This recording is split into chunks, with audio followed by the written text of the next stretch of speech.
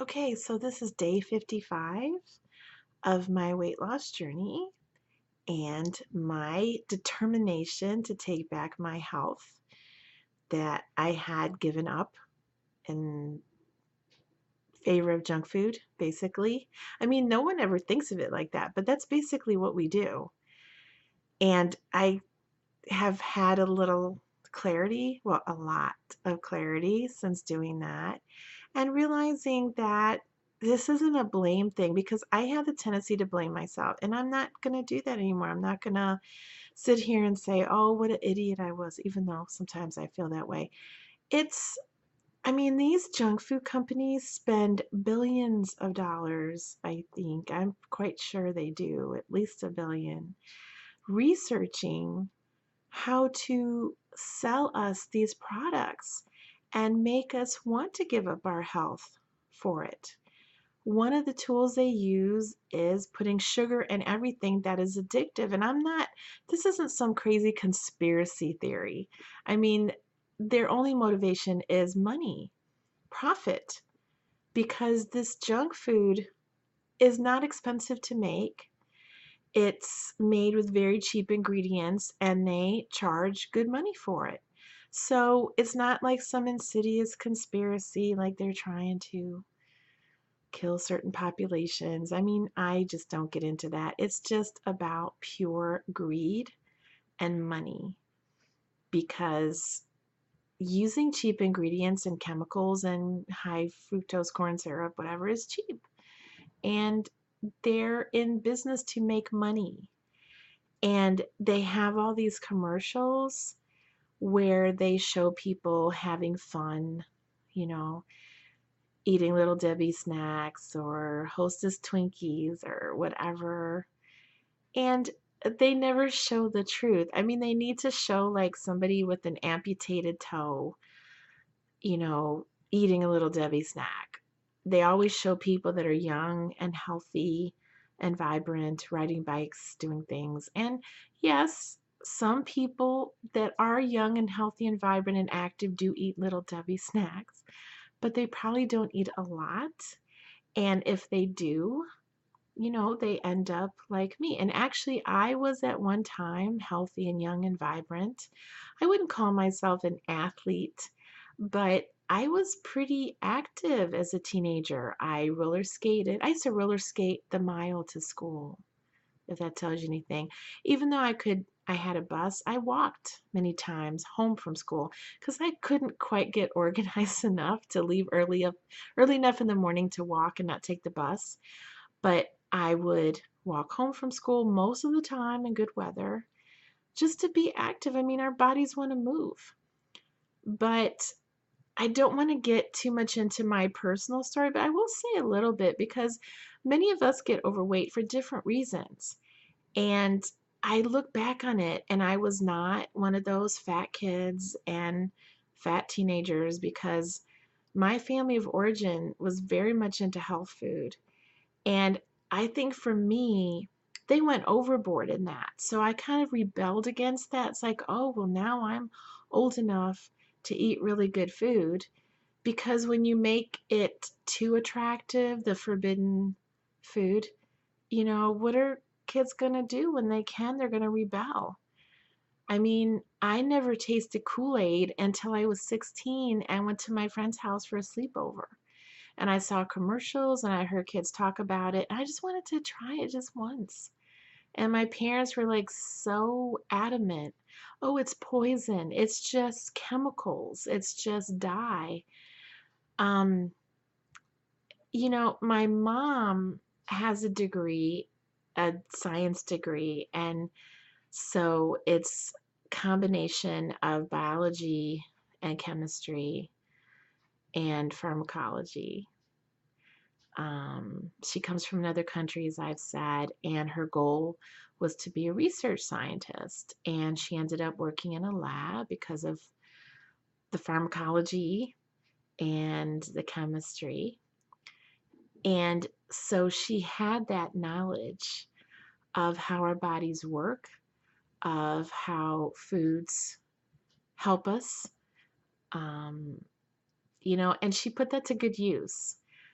But I think she went overboard. And, looking back, that's what I think because, we weren't allowed to eat white bread, no macaroni and cheese because the cheese was powdered. And of course, my mom's not going to make macaroni and cheese from scratch because, first of all, she's not from this country. And to her scientist's mind, that's junky food. It's fat with the cheese and empty carbs with the pasta. So, I just wanted to taste all those things that my friends talked about, that I saw people eating on, TV shows.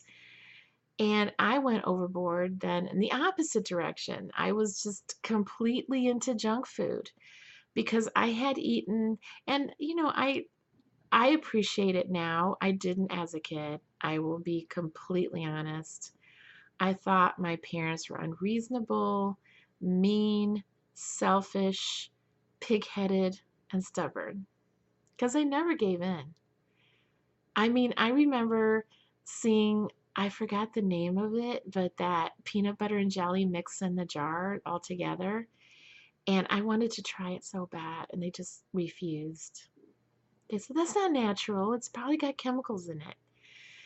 So, um, now that I'm older, I'm very appreciative, very grateful that they cared enough about us to buy healthy food and cook it from scratch. Now, when I got older, my parents eventually divorced, but in the years leading up to that, my mom was a working mom back in the 70s when not too many moms worked. So she kind of had to loosen up a little bit with that. Um, she bought quite a lot of hamburger helper kind of stuff and ravioli, but she never gave in to the Little Debbie's and Ho-Ho's and things like that. But she did develop a little taste for junk food when she was pregnant. This is so funny. She would eat ice cream with cereal. Instead of using milk, she would take ice cream and stir it until it's kind of smooth and then use that sort of milk with special cakes that had protein. Oh, she cracks me up because she's always trying to find nutrition in junk food. It's like, well, if you're going to eat junk food, at least justify it by getting something with nutrition. She's the one that actually taught me about the peanut M&Ms because, oh, well, they have more protein than like a Snickers bar because it has more peanuts. And it's like mostly a peanut with this thin shell of chocolate and candy around it. And her reasoning was sound. Her reasoning was do the least damage possible if you're going to eat dessert. But I read into it what I wanted to, which was junk food can be sort of healthy. So when I was in college, and I've shared, that was like my favorite lunch, peanut M&Ms and milk. I mean, I just, how stupid is that? And again, I don't think I'm a stupid person at heart. It was just the rationalization to eat the sugar because that's what addicted people do. You always find a reason to find that it's okay, to say that it's okay to do this. I'm justified to do this. So, anyway, that's how I became overweight. There's other factors. I was not overweight until I grew up, got married rather young. I was 21 years old. Not a kid, but young. And then I had a child when I was 22 and a half. So it happened rather quickly. Not quite 9 months after the honeymoon, but you know, not too long afterwards, like 10 or 11 months. And then my marriage fell apart. Again, not to go into too much detail with that, but I was a divorced mom of an infant and I was on my own. So it was difficult to find time to exercise. Now, could I have done it? Yeah.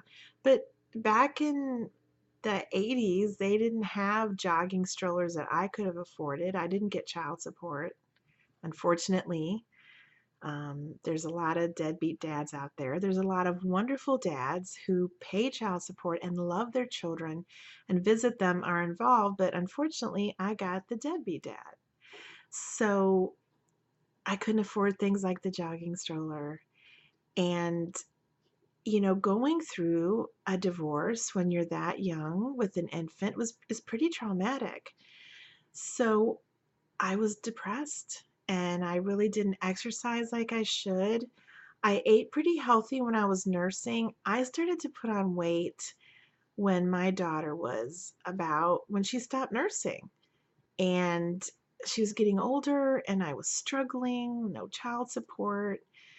Um, and I just didn't really exercise. I was exhausted from taking care of an infant and toddler by myself. I mean, things that most people take for granted. I remember just taking a shower was this big, stressful thing every day because, I mean, really, I just remember that because I would try to get her to go to sleep and then I would jump in the shower and I would do it in stages. I would start early. I would jump in the shower and take like a get clean shower. And then when she took a little cat nap again, I'd run in and wash my hair. I'd stand outside the tub and lean over and wash it. So I could hear her. She called me. I just couldn't be in the bathroom unavailable for too long with an infant. I didn't want to come out and not hear her and have her be crying. And then I'd shave my legs one leg at a time. That kind of stress can get to you. So, I just ate to deal with the depression. I wasn't very active. And I always gave her healthy food. Talk about irony. My daughter kind of followed in my footsteps. She was not a fat kid, not a fat young person. She started putting on weight when she went to high school and could make more choices. And the when I was a kid, we always packed lunch, but when she was in school, they had school lunches. So it's just more convenient. I was working when she was little sometimes. I was in college for some of it. So, that was just an easy thing to do. And school lunches are atrocious. I know that Michelle Obama is trying to change that, and I am not political. Just as a human being and as another mom, I respect what she's done to make the White House garden, to invite children to come and pick vegetables and then have the chefs cook the vegetables the children pick and they eat it. And I am a trained certified teacher. So when I was teaching, that is what I try to incorporate in a lot of my lessons. I would get the seeds and have them sprouted in a glass jar so they could see it and plant it in little cups and bring in different vegetables. That is so important. It's very important. So I have a lot of respect for her for doing that because school lunches today are slightly healthier than when my daughter was little. And now I'm having to reverse those 20, 25 years. I mean, a quarter of a century. It hurts to face that of eating junky food. That's a long time. A quarter of a century that I have been 100 pounds overweight and unhealthy and inactive. So it's not easy to reverse that, but I'm determined to do it. And it's a struggle, and that's why I'm making these video blogs. So those of you out there that are also struggling, know you're not alone, and hopefully you'll learn from some of my struggles. Well, I shared about my sink, my faucet breaking, and I was able to fix it. I'm like so proud of myself because I have to show it because I was pretty intimidated by it, and I just decided that I needed a faucet. I got the directions. There it is, the new faucet with the water running out, and I'm holding the old faucet. I watched a bunch of YouTube videos. I read the directions that came with the faucet like a gazillion times, And I just got underneath the sink and looked what was under there. And my daughter helped me because I am recovering from shoulder surgery. It was very painful to get under the sink. I put a pillow down in there and laid on it and fixed it. And anything that needed two hands, like unscrewing the water lines, my daughter had to do. And I kind of laid in there and did the rest with my one good arm. And the two of us did it. So I'm pretty proud of that. And I know it's not a big deal to some of you, but I think this being just even the slightest bit healthier and feeling better from the no sugar and no gluten, I think it gave me the self-confidence to at least try it. So, oh, I feel happy every time I look at that faucet, you know. Some fear thinking, my life must be pretty boring if I think that's exciting, but I do. It's gorgeous. Okay, so because of the faucet situation, I couldn't really do dishes, I couldn't really prepare food, I couldn't really wash anything. So I had a difficult eating day, to make a long story short. Um, I started with some leftovers I had. I had some fish, some trout that I had made, and some green beans, as I've shared in other videos. I like to have the frozen green beans with that what looks like snow is not cheese, even though I can eat cheese. It's onion powder and salt and pepper and a little pat of butter. It's very good. And then that's the trout cooked in the George Foreman grill with the Old Bay blackened seasoning on top. And I show the Frank's Red Hot sauce, and no, I don't own stock in the company.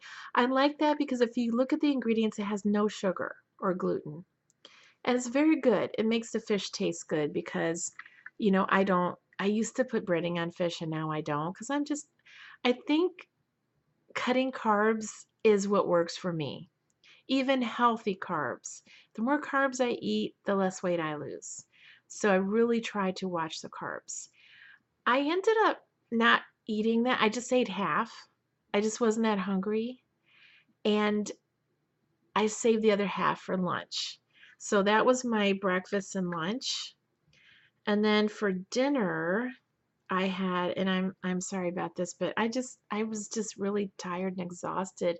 I got the chicken wings from Domino's and I got the plain mild ones with blue cheese dressing.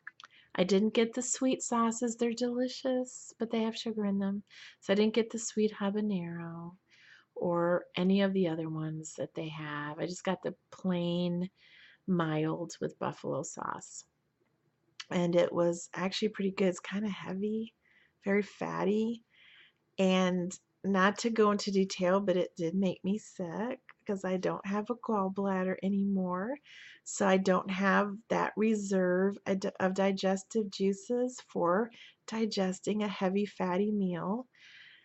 But I was just, working on the sink is hard because of my injury. I was in pain, it was hard to wriggle under the sink and wriggle back out. And my arm was really tired, my functional arm. Oh, it hurts too because I also have injury in that arm. So if I overdo it, it hurts. But anyway, that's what I ate. And it wasn't too bad. I think I will reframe. I mean, because didn't want to eat pizza. And I have gotten pizza and just ate the top. But, just all that cheese is a lot more, and pepperoni, I think is a lot worse than some chicken wings. So that's what I ate. And, you know, I, my weight loss has stalled and I'm pretty depressed about that. And I'm trying not to be. I'm trying to have the attitude of I'm not eating sugar, gluten. I feel better. I've reversed my prediabetes. And that's what this weight loss journey is about. It's not just about weight loss, it's about taking my health back. And weight loss is part of it. And I'm not going to go on any crazy diet plan just to see the scale move because nutrition is important. So that's how today went, and I hope your day was okay, and see you tomorrow. Bye bye.